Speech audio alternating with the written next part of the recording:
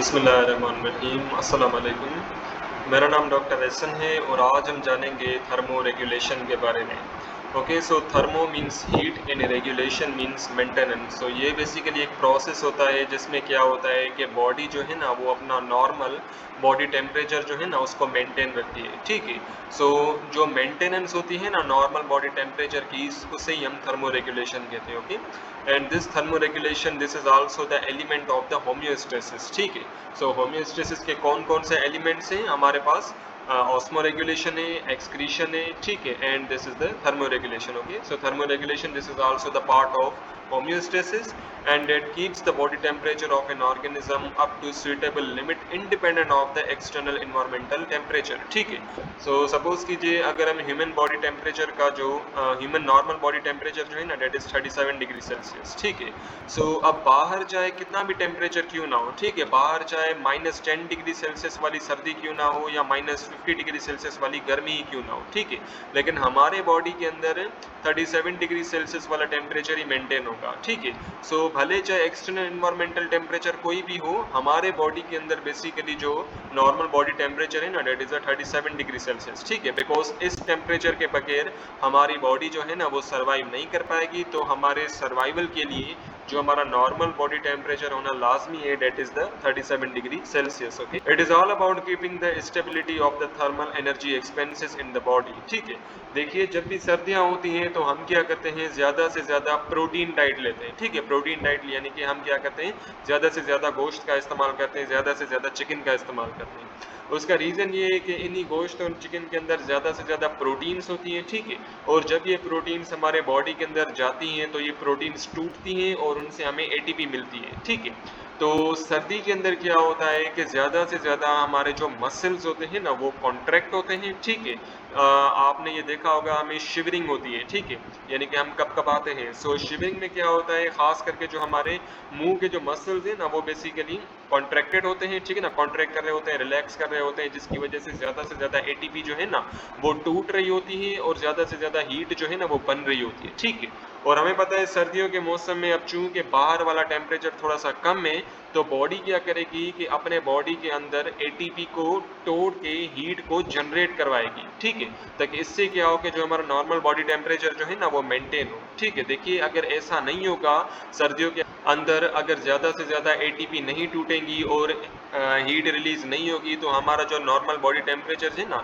वो 37 degree Celsius से नीचे चला जाएगा। ओके, और जिसकी वजह से हम सर्वाइव भी नहीं कर पाएंगे। This stability of temperature is necessary because if a person suffers with a loss of body heat which is called the hypothermia in a very low external temperature, then this condition may lead to low metabolic activities, cardiac arrest, brain damage and even death। ठीक है, देखिए अगर ऐसा हो कि जो बंदा है सर्दी के अंदर रह रहा है तो उस बंदे के अंदर अगर एटीपी टूटे ही ना और एनर्जी रिलीज ही ना हो। ठीक है, देखिए सर्दियों के अंदर एक तो क्या हो रहा है, एक तो लोअर एक्सटर्नल टेम्परेचर है। ठीक है ना, एक तो बाहर का टेम्परेचर भी बहुत कम है और दूसरी बात अगर उसके बॉडी के अंदर हाइपोथर्मिया हो जाए, यानी कि हाइपो यानी कि कम, थर्मिया यानी कि हीट। सो यानी कि हाइपोथर्मिया हम कहते हैं लॉस ऑफ हीट को। ठीक है ना, यानी कि हीट की कमी हो जाए, हीट एनर्जी की कमी हो जाए।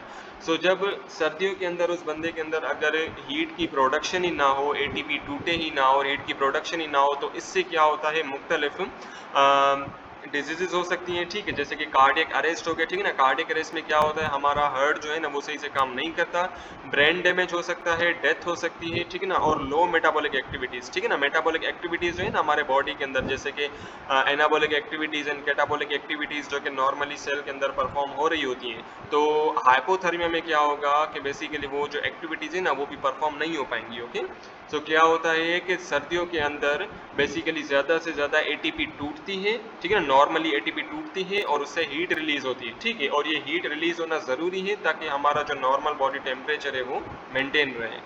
Likewise, if the body temperature rises from the 37 degree Celsius to 42 degree Celsius, which is called the hyperthermia। ठीक है, हाइपरथर्मिया हम कहते हैं कि जब हमारे बॉडी के अंदर एक्सेसिव यानी कि बहुत ही ज़्यादा अमाउंट में हीट रिलीज हो रही हो। और वो कैसे रिलीज होगी, जब ज़्यादा से ज़्यादा एटीपी टूटेंगे तो ज़्यादा से ज़्यादा एक्सेसिव अमाउंट में हीट जो है ना वो रिलीज होगी। ठीक है, जिसकी वजह से हमारा जो बॉडी टेम्परेचर होगा वो 37 डिग्री सेल्सियस से 42 डिग्री सेल्सियस की तरफ चला जाएगा। Okay, So likewise, if the body temperature rises from the 37 degrees Celsius to 42 degrees Celsius, a person also suffers with many complications like fever, osmoregularity imbalance, stroke और even death in rare case. ठीक है, तो देखिए अगर हमारे body के अंदर excessively abnormally अगर ज़्यादा से ज़्यादा एटीपी टूट रहे हैं, हालांकि उनको टूटने की ज़रूरत भी नहीं है, ठीक है, because normal body temperature already maintain है, लेकिन उसके बावजूद भी अगर किसी रीज़न की वजह से ज़्यादा से ज़्यादा एटीपी टूट रहे हैं और ज़्यादा से ज़्यादा एटीपी हीट एनर्जी रिलीज़ हो रही है, तो इससे क्या हो जाएगा, हाइपरथर्मिया हो जाएगा। ठीक है, यानी कि हमारा जो बॉडी टेम्परेचर है वो बढ़ जाएगा और इसके बढ़ने की वजह से मुख्तलिफ डिजीजेज हो सकती हैं, जैसे कि फीवर हो गया, ठीक है ना, ऑस्मो रेगुलरिटी इम्बैलेंस हो गया, यानी कि हमारे बॉडी के अंदर पानी और जो इलेक्ट्रोलाइट्स है उनका जो नॉर्मल अमाउंट है वो डिस्टर्ब हो जाएगा। ठीक है, यानी कि वो उनका जो नॉर्मल अमाउंट है ना वो हमारे बॉडी के अंदर नहीं होगा, या तो उनका जो अमाउंट है वो बढ़ जाएगा पानी का और इलेक्ट्रोलाइट्स का, या तो वो कम हो जाएगा। ओके, सिमिलरली हाइपरथर्मिया की वजह से स्ट्रोक हो सकता है। ठीक है, यानी कि हमारे ब्रेन के अंदर जो ब्लड वेसल है वो रप्चर हो सकती हैं और बहुत ही कम केसेस में, रेयर केसेस में डेथ भी हो सकती है बंदे की in the case of hyperthermia. ठीक है, हाइपरथर्मिया की वजह से बहुत ही रेयर केसेस में डेथ भी हो सकती है। Okay, so temperature is the limiting factor for enzyme activity. ठीक है, देखिए हमने फर्स्ट ईयर के अंदर पढ़ा था कि जो टेम्परेचर है ना वो एंजाइम की, देखिए नॉर्मल और सूटेबल टेम्परेचर जो है ना वो एंजाइम की फंक्शनिंग के लिए ज़रूरी होता है। ठीक है, सो हमारे बॉडी के अंदर जो नॉर्मल टेम्परेचर है डेट इज 37 डिग्री सेल्सियस। ठीक है,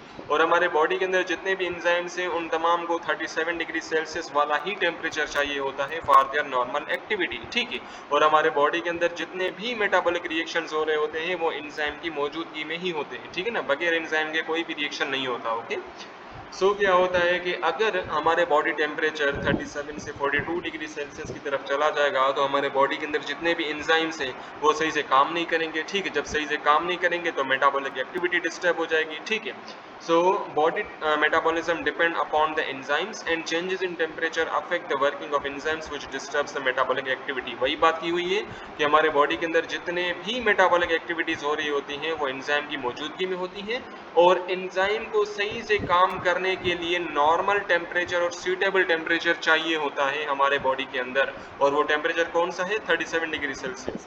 लेकिन अगर टेम्परेचर जो है 37 डिग्री सेल्सियस से 42 डिग्री सेल्सियस की तरफ चला जाए तो इससे क्या होगा, हमारी तमाम मेटाबॉलिक एक्टिविटीज़ जो है ना वो डिस्टर्ब हो जाएंगी, यानी कि वो सही से परफॉर्म नहीं हो पाएंगी।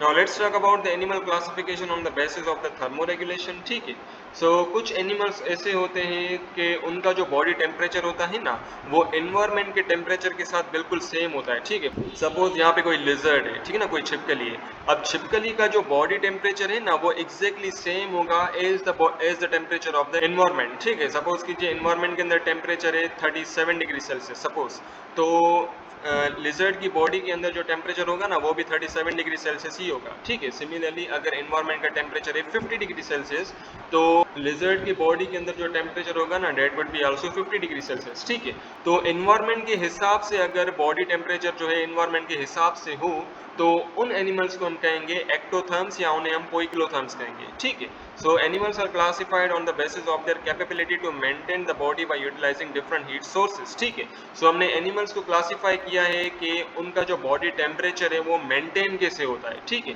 या तो एनवायरनमेंट के थ्रू मेंटेन होता है, यानी कि जो एनवायरनमेंट का टेम्परेचर है वही उनके बॉडी का टेम्परेचर होता है, या वो एनिमल्स खुद अपने नॉर्मल बॉडी टेम्परेचर को मेंटेन करते हैं फिर चाहे एनवायरनमेंट का टेम्परेचर कोई भी हो। ठीक है ना, जैसे कि हम ह्यूमन बींग्स हो गए। So those animals who derive temperature to warm their body from external sources are called the ectotherms or poikilotherms। ठीक है, so ऐसे एनिमल्स जिनको ज़्यादा से ज़्यादा हीट की ज़रूरत होती है तो वो क्या करते हैं कि किसी गर्म एरिया के अंदर चले जाते हैं। ठीक है, और फिर वहाँ उस गर्म एरिया के अंदर जो टेम्परेचर होगा, ठीक है ना, उस एनवायरनमेंट के अंदर जो टेम्परेचर होगा वही उनके बॉडी के अंदर बेसिकली टेम्परेचर जो है ना वो मेंटेन हो जाएगा। ठीक है, सो ऐसे एनिमल्स जिनका बॉडी का टेम्परेचर एग्जैक्टली सेम हो as the temperature of the environment तो उन्हें हम कहते हैं एक्टोथर्म्स या उन्हें हम कहते हैं पोइकिलोथर्म्स। ठीक है, सो सपोज कीजिए अगर किसी छिपकली को ज़्यादा से ज़्यादा हीट की ज़रूरत है तो वो क्या करेगी, किसी ऐसे एरिया के अंदर, किसी ऐसे एटमॉस्फेयर के अंदर चली जाएगी जहाँ पे टेम्परेचर हायर है। ठीक है ना, जहाँ पे एनवायरमेंटल टेम्परेचर हायर है, जिसकी वजह से क्या होगा कि उसके बॉडी का टेम्परेचर जो है ना वो भी हाई हो जाएगा। ठीक है, so since the ectotherms rely on external heat sources, ठीक है ना, जितने भी एक्टोथर्म्स होते हैं उनको हीट के लिए बेसिकली वो एनवायरनमेंट के ऊपर डिपेंड करते हैं। ठीक है ना, हॉट एनवायरनमेंट के ऊपर डिपेंड करते हैं। Okay, so they can operate at economical metabolic rates. और दूसरी बात ये है कि जो एक्टोथर्म्स हैं उनके बॉडी के अंदर जो टेम्परेचर होगा, बेसिकली एक सूटेबल टेम्परेचर चाहिए होता है उनके बॉडी के अंदर जितने भी एंजाइम्स हैं ना उनके फंक्शन परफॉर्म होने के लिए, ठीक है। सो ऐसा नहीं होता कि सपोज कि छिपकली के अंदर अगर 50 डिग्री सेल्सियस है तो उस छिपकली के अंदर जितने भी एंजाइम्स है वो सही से काम करेंगे, नहीं ऐसा नहीं होता। एक पार्टिकुलर सूटेबल टेम्परेचर चाहिए होता है for the proper functioning of the enzymes even in the ectotherms, ठीक है ना। भले चाहे एक्टोथर्म्स ही क्यों ना हो, उनके बॉडी के अंदर एक प्रॉपर और एक पार्टिकुलर एक मखसूस टेम्परेचर चाहिए होता है उनके एंजाइम की फंक्शनिंग के लिए, ठीक है। तो इस वजह से आपने देखा होगा कि जो छिपकलियां होती हैं वो सर्दियों के अंदर चली जाती हैं, बेसिकली कुछ एरियाज के अंदर छुप जाती हैं, ठीक है, और जैसे ही गर्मियां आती हैं तो वो बेसिकली बाहर आ जाती है, ओके। सो मान लेते हैं सपोज कीजिए छिपकली के अंदर 30 डिग्री सेल्सियस जो है ना वो रिक्वायर्ड है for the normal functioning of the enzymes in dead lizard, ठीक है। तो अब छिपकली जो है ना वो उस एरिया की तरफ चली जाएगी जहां पे 30 डिग्री सेल्सियस है, ठीक है ना, उस एटमॉस्फेयर के अंदर चली जाएगी जहां का जो टेम्परेचर है डेट इज 30 डिग्री सेल्सियस, ठीक है। तो फिर क्या होगा, उसके बॉडी के अंदर भी जो टेम्परेचर है that would be 30 degree Celsius, ठीक है, और फिर उसके एंजाइम्स जो है ना वो प्रॉपर्ली फंक्शन परफॉर्म कर पाएंगे, okay. So ectotherms lives in environment where in which temperatures are constant, such as tropic or the ocean. Therefore, they would rather prefer to get heat by behavioral means rather than the physiological activities. ठीक है। तो जो ectotherms होते हैं ना ये ज्यादातर tropical areas के अंदर पाए जाते हैं या ओशंस के अंदर पाए जाते हैं, ठीक है, बिकॉज ट्रॉपिकल एरियाज के अंदर और ओशंस के अंदर एक सुइटेबल पार्टिकुलर टेम्परेचर जो है ना वो मेंटेन्ड होता है, ठीक है, जिसकी वजह से उनके बॉडी के अंदर का जो टेम्परेचर है वो भी उसके हिसाब से बेसिकली मेंटेन हो जाता है और फिर उसके एंजाइम जो है ना वो इजीली अपना फंक्शन परफॉर्म कर पाते हैं, ठीक है। सपोज कीजिए ट्रॉपिकल एटमॉस्फेयर के अंदर और ओशन एटमॉस्फेयर के अंदर जो टेम्परेचर है that is 30 degree Celsius suppose, और जो एक्टोथर्म है, सपोज कीजिए कोई एक्टोथर्म है उसको बेसिकली टेम्परेचर चाहिए 30 degree Celsius for their proper enzymatic activity, ठीक है। तो वो जो है ना उस टेम्परेचर के अंदर चला जाएगा, उस एटमॉस्फेयर के अंदर, उस ट्रॉपिकल एटमॉस्फेयर के अंदर या उस ओशन एटमॉस्फेयर के अंदर चला जाएगा ताकि उसके बॉडी का जो टेम्परेचर है that would be also 30 degree Celsius, ठीक है, और ताकि उसके बॉडी के अंदर जो नॉर्मल मेटाबॉलिक एक्टिविटीज है ना वो परफॉर्म होगी। और दूसरी बात ये है कि जो यहाँ पे बिहेवियरल मीन्स का मतलब बताया गया है ना ये एग्जैक्टली वही है, यानी कि सपोज कीजिए कोई एक्टोथर्म है जिसको 30 डिग्री सेल्सियस पे जाना है, ठीक है ना, 30 डिग्री सेल्सियस वाला जो एटमॉस्फेयर है वहां पे जाना है, लेकिन वो जो है रह रहा है 10 डिग्री सेल्सियस वाले एटमॉस्फेयर के अंदर, ठीक है। तो अब वो क्या करेगा, बिहेवियरली उस जगह को छोड़ के इस जगह के अंदर चला जाएगा, ठीक है ना, जहाँ पे 30 डिग्री सेल्सियस का जो टेम्परेचर है ना वो मौजूद है, ओके। अच्छा, फिजियोलॉजिकल एक्टिविटीज हम कहते हैं, अच्छा देखिए फिजियोलॉजी हम कहते हैं कि हमारे बॉडी के अंदर जितने भी नॉर्मल मेटाबॉलिक एक्टिविटीज परफॉर्म हो रही होती है ना, हमारे बॉडी के अंदर जितने भी नॉर्मल फंक्शंस परफॉर्म हो रहे होते हैं उन्हें हम कहते हैं फिजियोलॉजिकल फंक्शंस, ठीक है। यानी कि जो मेटाबॉलिक एक्टिविटीज परफॉर्म हो रही है, कैटाबॉलिक एक्टिविटीज, मेटाबॉलिक एक्टिविटीज और कैटाबॉलिक एक्टिविटीज के नतीजे में हीट प्रोड्यूस हो रही है, so these are all the physiological activities, okay. These animals includes the invertebrates, fishes, amphibians and reptiles, ठीक है। सो एक्टोथर्म्स के एग्जांपल कौन कौन से, तमाम इन्वर्टिब्रेट्स हैं, फिशेस हैं, एम्फीबियंस हैं एंड रेप्टाइल्स हैं, ओके। अच्छा, अब वो वाले एनिमल्स जिनका जो नॉर्मल बॉडी टेम्परेचर है वो मेंटेन्ड हो, ठीक है ना, यानी कि उनके बॉडी के अंदर एक स्पेसिफिक बॉडी टेम्परेचर हो, फिर चाहे एटमॉस्फेयर का टेम्परेचर कोई भी हो, ठीक है, तो उन एनिमल्स को हम कहते हैं एंडोथर्म्स या होम्योथर्म्स, ठीक है। So the animals who maintain a constant internal body temperature usually within a narrow range of temperature are called the endotherms और homeotherms, ठीक है। So endotherms जिन्हें हम homeotherms भी कह सकते हैं, ये ऐसे एनिमल्स हैं जिनका बॉडी का जो टेम्परेचर है ना वो एक स्पेसिफिक होता है, वो पार्टिकुलर होता है, खास होता है, ठीक है। जैसे कि सपोज कीजिए हम ह्यूमन बींग्स के अंदर जो नॉर्मल बॉडी टेम्परेचर है दैट इज 37 डिग्री सेल्सियस, ठीक है। सो अब चाहे बाहर का टेम्परेचर, एटमॉस्फेयर का टेम्परेचर कोई भी हो, ठीक है ना, 50 डिग्री सेल्सियस हो, 20 डिग्री सेल्सियस हो, कोई भी हो, हमारे बॉडी के अंदर 37 डिग्री सेल्सियस वाला टेम्परेचर ही मेंटेन होगा, ठीक है। तो उन एनिमल्स को हम कहते हैं होम्योथर्म्स या endotherms, okay. So these animals regulate their own body temperature through internal metabolic processes, ठीक है। सपोज कीजिए कि एंडोथर्म्स जो है ना, एंडोथर्म्स का अगर बॉडी टेम्परेचर डाउन जा रहा है, नीचे जा रहा है, तो ये क्या करेंगे कि अपनी मेटाबॉलिक एक्टिविटीज को बढ़ा देंगे, यानी कि इनकी बॉडी के अंदर मेटाबॉलिक एक्टिविटीज जो है ना वो बढ़ जाएंगी, जिसकी वजह से ज्यादा हीट रिलीज होगी और इनका जो नॉर्मल बॉडी टेम्परेचर है ना वो अटेन हो जाएगा, okay. When external environment become cold or hot, they automatically monitor their changes and maintain the body temperature up to a normal range through physiological and behavioral strategies, ठीक है। Suppose कीजिए कि अगर ज़्यादा गर्मियाँ हैं तो ज़्यादा गर्मी के अंदर क्या होता है कि हमारा हमारे बॉडी के अंदर जो कैटाबॉलिक एक्टिविटीज़ है ना वो थोड़ी सी कम हो जाती है, ठीक है ना, कैटाबॉलिक एक्टिविटीज़ थोड़ी सी कम हो जाती है। बिकॉज देखिए कैटाबॉलिक एक्टिविटीज़ में क्या होता है, सब्सटेंसेस टूटते हैं, एटीपी टूटती है, और जाहिर सी बात है जब चीज़ें टूटेंगी तो उनसे ज़्यादा से ज़्यादा एनर्जी या हीट रिलीज होगी, ठीक है ना, हीट एनर्जी रिलीज होगी। तो गर्मियों के अंदर क्या होता है कि बॉडी के अंदर कम कैटाबॉलिक एक्टिविटीज होती हैं ताकि कम हीट रिलीज हो, ठीक है ना, बिकॉज ऑलरेडी एटमॉस्फेयर का जो टेम्परेचर है ना वो ऑलरेडी हाई है, ठीक है, जिसकी वजह से हमारे बॉडी के अंदर कम जो मेटाबॉलिक एक्टिविटीज है ना वो परफॉर्म हो रही होती हैं ताकि कम हीट रिलीज हो। ओके, सिमिलरली अगर ज़्यादा सर्दियाँ होंगी, और सर्दियों में क्या होता है कि जो एटमॉस्फेरिक टेम्परेचर होता है वो ऑलरेडी लो होता है, ठीक है, जिसकी वजह से सर्दियों में क्या होता है कि हमारी जो मेटाबॉलिक एक्टिविटीज़ है ना, और ख़ास करके जो कैटाबॉलिक एक्टिविटीज़, वो बहुत ही ज़्यादा बढ़ जाती है, जिसकी वजह से ज़्यादा हीट रिलीज होगी और हमारा नॉर्मल बॉडी टेम्परेचर जो है ना वो मेंटेन रहेगा, ठीक है। तो एंडोथर्म्स के अंदर क्या होता है कि एटमॉस्फेयर के हिसाब से उनके बॉडी के अंदर जो मेटाबॉलिक एक्टिविटीज़ का जो रेट है, जो फ्रीक्वेंसी है ना वो परफॉर्म हो रही होती है, ठीक है, यानी कि सर्दियों के अंदर ज़्यादा मेटाबॉलिक एक्टिविटीज़ परफॉर्म होंगी और गर्मियों के अंदर कम मेटाबॉलिक एक्टिविटीज़ है ना वो परफॉर्म होंगी, ठीक है। सिमिलरली अगर कोई एंडोथर्म है, जैसे कि हम ह्यूमन बींग्स हो गए, ठीक है, सो अगर हमें ज़्यादा गर्मी लग रही है तो हम क्या करेंगे कि उस गर्म एरिया को छोड़ के किसी ठंडे एरिया की तरफ चले जाएंगे, ठीक है, यानी कि हम क्या करेंगे, बिहेवियरल स्ट्रेटजीज अपनाएंगे, यानी कि हम बिहेवियरली उस एरिया, उस गर्म एरिया को छोड़ के हम किसी ठंडे एरिया की तरफ चले जा रहे हैं, ठीक है। अच्छा, अब होम्योथर्म्स के अंदर कौन कौन से आ जाते हैं, बर्ड्स आ जाते हैं और मैमल्स आ जाते हैं, ठीक है। देखिए एक तो हो गए एक्टोथर्म्स, दूसरे हो गए एंडोथर्म्स, तीसरे होते हैं हेट्रोथर्म्स, ठीक है ना। हेट्रोथर्मिक एनिमल्स ऐसे होते हैं जिनके पास एंडोथर्मिक प्रॉपर्टीज भी होती है और एक्टोथर्मिक प्रॉपर्टीज भी होती है, ठीक है, यानी कि वो होम्योथर्म्स भी होते हैं और एक्टोथर्म्स भी होते हैं, ठीक है ना, यहाँ पे एक्टो आएगा, ठीक है ना, एंडो नहीं आएगा, ठीक है। So some animals are called the heterothermic animals because these animals can switch between the homeotherms and ectotherms, ठीक है। सो हेट्रोथर्मिक एनिमल्स ऐसे एनिमल्स होते हैं जिनके पास होम्योथर्मिक प्रॉपर्टीज भी होती हैं और एक्टोथर्मिक प्रॉपर्टीज भी होती हैं, ठीक है। अच्छा, नॉर्मली ऐसे एनिमल्स क्या करते हैं कि जब भी ये स्लीपिंग कंडीशन में जाते हैं, जब ये नींद करने जाते हैं, तब क्या होता है कि इनका जो नॉर्मल बॉडी टेम्परेचर है ना वो थोड़ा सा डाउन हो जाता है, ठीक है ना, गिर जाता है, और वो एटमॉस्फेयर के हिसाब से हो जाता है, ठीक है, यानी कि सपोज कीजिए एटमॉस्फेयर का टेम्परेचर है 10 डिग्री सेल्सियस, ठीक है, लेकिन इनकी बॉडी के अंदर टेम्परेचर है सपोज कीजिए 20 डिग्री सेल्सियस, ठीक है। तो नॉर्मली क्या होगा, जब ये जागे हुए होंगे तब इनके बॉडी के अंदर नॉर्मली 20 डिग्री सेल्सियस वाला टेम्परेचर ही मेंटेन होगा, लेकिन जब ये स्लीपिंग स्टेज में चले जाते हैं तब क्या होगा कि इनका जो नॉर्मल बॉडी टेम्परेचर है वो गिर जाएगा और ये 10 डिग्री सेल्सियस में कन्वर्ट हो जाएगा, ठीक है, यानी कि एटमॉस्फेयर के हिसाब से बेसिकली इनका टेम्परेचर जो है ना वो मेंटेन हो जाएगा, ठीक है।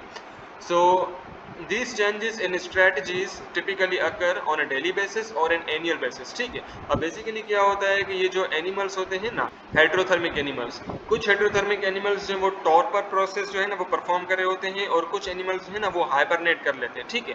टॉर्पर हम कहते हैं कि यानी कि टेम्परेरली जो स्लीपिंग स्टेज होती है ना, टेम्परेरली स्लीपिंग स्टेज, तो उसे हम कहते हैं टॉर्पर, ठीक है। सो बेसिकली जो बैट्स और ह्यूमिंग बर्ड्स होते हैं ये क्या करते हैं, टॉर्पर में चले जाते हैं, यानी कि टेम्परेरली स्लीपिंग स्टेज में चले जाते हैं, ठीक है, यानी कि वो टेम्परेरली एक छोटे अरसे के लिए वो स्लीपिंग स्टेज में चले जाते हैं, जिसकी वजह से क्या होता है कि इनका बॉडी टेम्परेचर जो है ना वो गिर जाता है, ठीक है, और वो एटमॉस्फेयर के हिसाब से हो जाता है, ठीक है। लेकिन अगर मैं बात करूं बियर्स की, तो बियर्स जो है ना ये हाइबरनेट कर लेते हैं, ठीक है, यानी कि सर्दियों के अंदर वो बेसिकली ज़मीन के अंदर चले जाते हैं। ज़मीन के अंदर क्यों चले जाते हैं, because of the scarcity of the food, ठीक है ना, फूड की कमी की वजह से ये जो बियर्स है ना ये हाइबरनेट कर लेते हैं, ठीक है ना, यानी कि ज़मीन के अंदर चले जाते हैं, और इसी हाइबरनेशन की वजह से क्या होगा कि इनका जो बॉडी टेम्परेचर है ना वो भी कम हो जाएगा। अच्छा, अब ये जो हाइबरनेशन परफॉर्म कर रहे होते हैं ना, या जो टॉर्पर जो प्रोसेस ये परफॉर्म कर रहे होते हैं, या तो ये डेली बेसिस पे करेंगे, तो ये रोजाना करेंगे, या तो पूरे साल में एक या दो मरतबा करेंगे, ठीक है। These animals regulate body temperature usually as constant but allow the body temperature to fluctuate with the environment when inactive, ठीक है।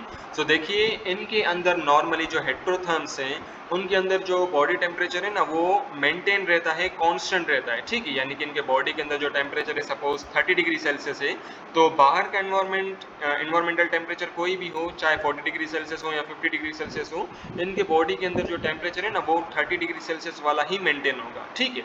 लेकिन इनका जो बॉडी टेम्परेचर है ना वो चेंज हो जाता है, फ्लक्चुएट हो जाता है जब ये स्लीपिंग स्टेज में, यानी कि जब ये इनएक्टिव स्टेज में चले जाते हैं, ठीक है ना, इनएक्टिव यानी कि स्लीपिंग स्टेज होगी। So both are the examples of heterothermy, ठीक है, जो ह्यूमिंग बर्ड्स, बैट्स और बियर्स जो है ना, these are the heterothermic organism, ठीक है। where their internal temperature of the animal drop during a specific period of time usually when the food is square. ठीक है, सो देखिए क्या होता है कि अगर मैं बात करूं बियर की, तो बियर जो है ना, जब फूड की स्कैर्सिटी की वजह से, यानी कि खाने की कमी की वजह से जब ये हाइबरनेट कर लेता है, जब ये ज़मीन के अंदर चला जाता है, तब क्या होता है कि इसका जो इंटरनल टेम्परेचर है ना, वो क्या हो जाता है, ड्रॉप डाउन हो जाता है, वो नीचे चला जाता है। ठीक है,